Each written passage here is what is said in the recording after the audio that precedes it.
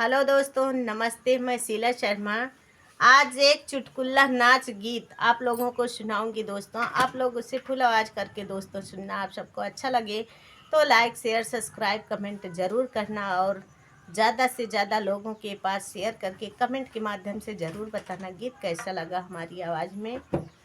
आइए सुनिए। इस गीत के भाव को समझना आप लोग और बुरा मत मानना। इस गीत के भाव को समझना और आप सभी को जैसा लगे कमेंट के माध्यम से ज़रूर बताना। मैं इस गीत के भाव में क्या कह रही हूँ आप लोग समझ के कमेंट के माध्यम से बताना। सुनिए।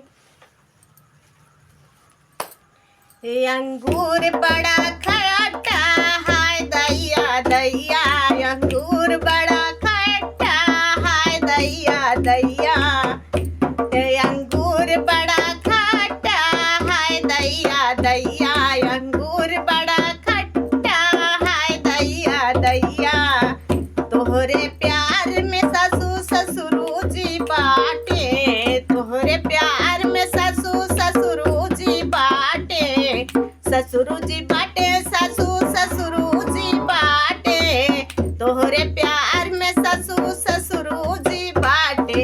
हमार प्यार झूठा है दैया दैया, हमार प्यार झूठा है दैया दैया, अंगूर बड़ा खट्टा है दैया दैया, अंगूर बड़ा खट्टा है दैया दैया। तोहरे प्यार में जठनी जेठ जी बाटे, तोहरे प्यार में जठनी जेठ जी बाटे, जेठ जी बाटे जेठनी जेठ जी बाटे, जेठ जी बाटे जेठनी जेठ जी बाटे। हमार प्यार झूठा है दैया दैया, हमार प्यार झूठा है दैया दैया, हमार प्यार झूठा है दैया दैया। अंगूर बड़ा खट्टा है दैया दैया, अंगूर बड़ा खट्टा है दैया दैया, हाय दैया दैया, अंगूर बड़ा खट्टा है दैया दैया।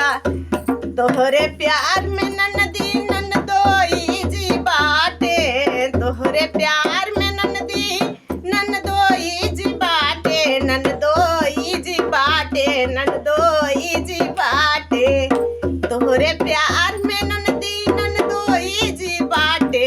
हमार प्यार झूठा है दैया दैया, हमार प्यार झूठा है दैया दैया, हमार प्यार झूठा है दैया दैया।